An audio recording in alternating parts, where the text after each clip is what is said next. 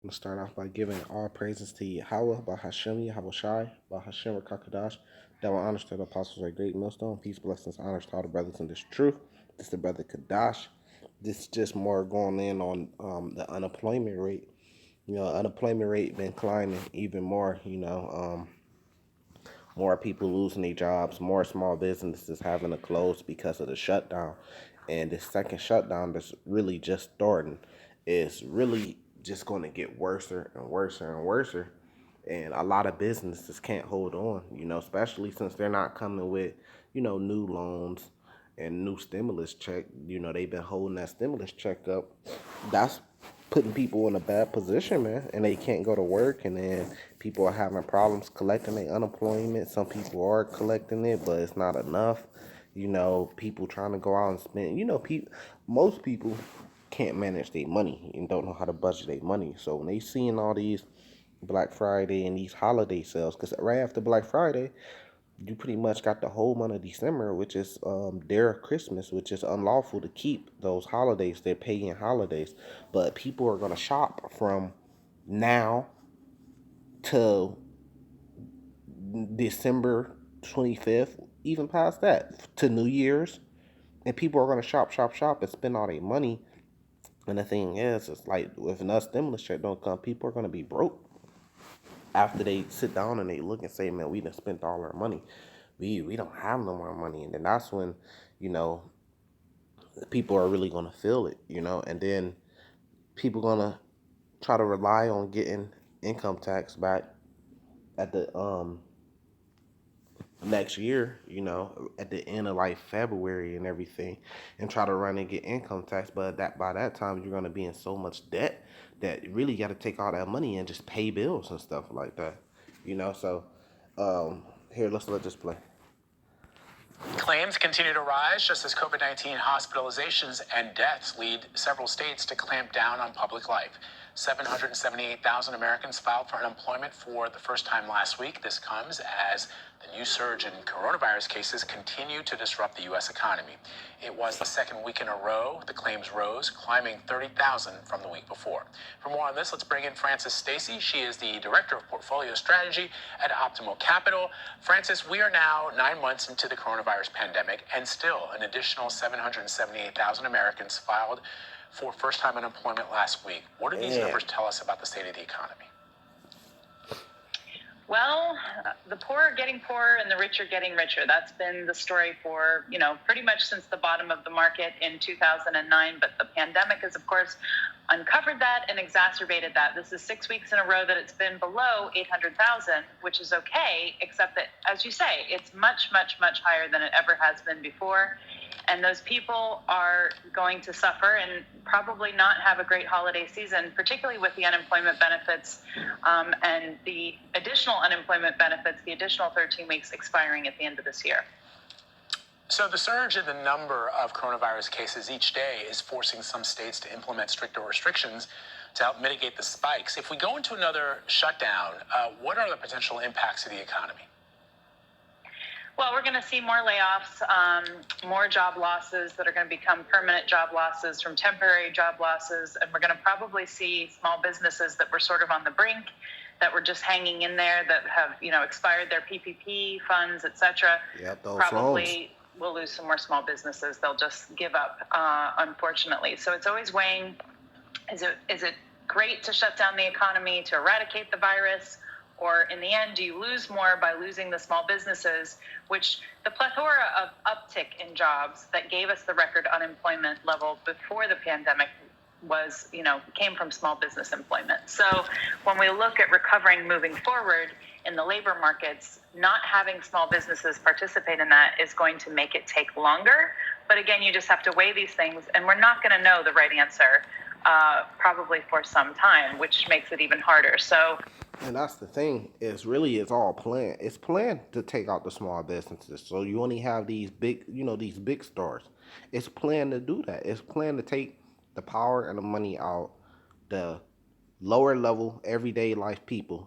That could possibly work their way up to opening a small business. It's to take the money and the power out of their hands and put it in these big stores hands, which really most of those big stores, they're in the bad with the government. You know, they're Amazon in bad with the government. You know, government has power in that. You'll be a fool to think not. Same thing with Starlink. Same thing with everything that Elon Musk got going on. He's drilling holes under the ground and build tunnels. You think he can't? He doesn't have to get permission from the government first? He's sending satellites out. You can't just go make a satellite and just send it out into space, the upper heavens. You can't do that. You know, you have to get permission from the government. And you know that's gonna bring the government in it. That's why he's partnering with NASA. You know, so that's what they want. They pretty much want to translate all the power to the government. And they coming with their new system, which is a new world order, which is going to issue in the mark of the beast, which is the micro implant chip, because all everything's going to be done digitally. And you're going to have that implant chip because that's where all your life is going to be on. Your medical, your money, your information about schooling, everything is going to be on your chip. That's going to be your lifeline. So they want to make everything digital, and they want to make pretty much everybody rent everything. You don't own anything, you just rent everything. And they might come with a universal basic income and stuff like that. Maybe. So you can see where it's heading, you know. We just have to do the best that we can going forward, and places where people are particularly vulnerable, pay attention to the virus. If for some reason there's a place where, you know, the demography is a little bit better, we just have to Unable to come to terms on another deal. What are the Turning to Washington, Americans across the country, as you know, are still anticipating another badly needed stimulus package. So if the Senate's unable to come to terms on another deal, what are the potential long-term damages to the economy? Well, first, you've got the two sides of the economy. You've got the lower 60% and the upper 40%. For the upper 40%, the damage is that eventually we've had a record amount of liquidity put into the system, which is leading toward inflationary sort of projections. But eventually, the debt service is going to wane on that liquidity. So if you don't keep filling the swimming pool as it's draining, then eventually we're going to reach some kind of a liquidity error, and that's going to hurt credit markets. It's going to hurt markets going forward if we don't get more fiscal stimulus. When is the drop dead on that? Very, very hard to tell. For the lower 60%, of course, you have the eviction moratorium expiring at the end of the year. You have people coming off of the extra 13 weeks of emergency unemployment benefits. You have gig worker programs expiring.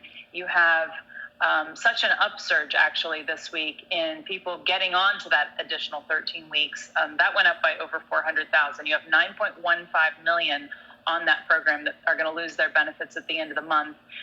So you just have people that are going to lose their benefits, and if they have maybe been able to pay their rent, maybe they won't be able to pay their rent. If they could have maybe paid their mortgage with those benefits and they're unable to pay their mortgage, you just have so many of these protections for this lower 60% coming to a halt at the same times. And see, that's the plan. It's to tank the money, take the dollar out so they could come with this new system and introduce it to you, almost as like a solution to what's been going on. And it's to take the ownership away from you. They want you to miss your home payments, your mortgage payments, so the banks and everything could take possession of back all these houses, and nobody could own anything no more. This is the whole plan. You have to see it coming, but this is Ecclesiastes chapter 12, starting at verse 1. Remember now thy creator in the days of your youth, while the evil days come not. So we could all feel like a lot of people say we're in tribulation right now because times are already hard, but it's about to get way harder. The evil days are going to be way worse than anything we ever seen. Daniel chapter 12. Nor the years draw nigh, when thou shalt say, I have no pleasure in them, while the sun or the light or the moon or the stars be not darkened, nor the clouds return after the rain. In the day when the keepers of the house should tremble, and the strong man shall bow themselves, and the grinders cease because they are few, and those that look out the windows be darkened. So the grinders is your workers. That's who grinds the mills. That's who keeps this economy running. Your truck drivers, your nurses, your different employees, like at hospital employees, grocery store employees, your Uber drivers. How they gonna Uber when everything's shutting down and they telling people to stay at home. Matter of fact, I got a message, an Amber Alert message, and I'm gonna read it. Where they telling everybody to stay home. You're different. Theater. You got theater workers. You got the jobs for when kids first are able to work around 16, 17 in high school and stuff. They go work these little jobs, but they can't do it no more because all these businesses are going, they're going out and things are getting shut down. So your grinders is few, like they say, everybody on unemployment, mean they ain't working. So they not grinding and keeping the wheels of America rolling. Your grinders are few. And those that look out the window be darkened, meaning you looking out the window to your future and you saying, man, look, we don't know what the future gonna be like. We can't see what the future is gonna be like. We just don't know. Like she's saying, we just gotta see. It's hard to tell. So that means that your future is darkened. Where you used to have a 10-year plan, in 10 years, I'm gonna be able to get my credit straight and I'm gonna buy this house, I'm gonna have this type of car. I'm planning on taking a vacation to Miami. I might start schooling and go get a bachelor's degree, stuff like that. Now you really looking at it and it's dark. All the money you got, you like, man, I need to save it to be able to pay these bills. I'm not planning on putting together a business. I don't even know if we gonna survive this right now. We still trying to see what's gonna happen with the economy. Are they gonna send a second stimulus check? So the future is darkened, verse 4. And the door should be shut in the streets, right? When the sound of the grinding is low. The sound of the grinding is low because ain't nobody working. I did upload the videos where I think it was like 45,000 airline employees got laid off. It was another like 36,000 Disneyland employees got laid off. Man, the grinding is low. And he shall rise up at the voice of the bird, and all the daughters of music shall be brought low. So you got that like in a physical sense. Everybody that making this music and stuff like that, if you look at it in that way, you got them. They can't make no money. They can't do shows. They can't do concerts where they make a lot of their money doing touring all overseas. They shutting down travel, so they got to make all their money off online right now. And it really looks horrible and desperate, even though you still got some of them trying and stuff like that. But even just in the sense of the economy, the whole economy is being run low. Also, when they should be afraid of that which is high, and fear should be in the way. So they afraid of the pesticides, the plagues. Matthew chapter 24. The rumors of wars. They afraid of all those things. And almond trees should flourish, and the grasshopper should be a burden, and desire shall fail, because man goeth to his lone home, and the mourners go about the street. So grasshopper should be a burden. That's kind of almost like um, indicating to you like there's going to be a famine. Because what happens when the grasshoppers come? They eat up all the food. I don't know if the Lord's going to actually send that plague. He may, and they might eat up all the crops. But there's going to be famines, great famines, because you don't have people working. You don't have people bringing in the food. You don't have people, chopping up the food, packaging the food, storing the food. And then a lot of people are getting scared, so they're running to the stores and they're stocking up on food so they can at least have food to be able to survive and eat. So they're panic buying, and then there's a lot of famines that's going to come because of that. You know, it says, because man goes to his lone home and the mourners go about the street, meaning that men are going to be at home. Everybody's at home for all this long time, just trying to take cover because they scared of catching the coronavirus until the vaccine come out. When the vaccine come out, who knows? I got another video I'm going to upload about some of the side effects of the vaccine. So it all plays a part, So this is what we're seeing right now, and it's biblical.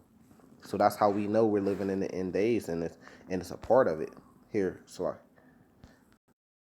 right here. So I don't know if you can see this on the screen, but this is the emergency alert that we got in Illinois. It says, effective today, all of Illinois enter tier 3 migration. It says work from home when possible. Avoid unnecessary travel. This was Friday, November 20th. It says avoid unnecessary travel. So, you want to just go to your cousin's house just to go kick it. They said, man, avoid that. They said work from home when possible. How you gonna grind the mill if you're working from home? Only so many people could do that. So many jobs allow you to do that. A lot of jobs are physical.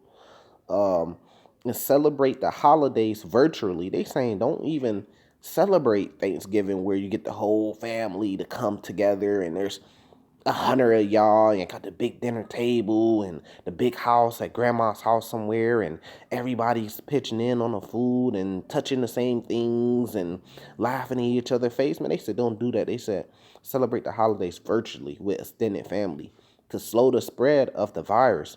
Remember the 3 W's: wash your hands, wash your distance, and wear a mask. Please stay home to save lives. And this came over the phone on an Amber Alert. So that just shows you the times that we're living in. This stuff is serious. I don't know other counties and other cities what their Amber Alerts was, but a lot of people was communicating and saying that they had got this too. So you see it there. But I'm gonna leave it there and just say, man, look, this is all prophecy. This is the end that we're getting to. We got a couple more prophecies to be fulfilled. The mark of the beast, salvation for the elect, things like that, World War III, and then the kingdom is a prophecy too, and then the kingdom's coming, so I'm gonna leave it there, say salvation to the elect, matter of fact. Shalom.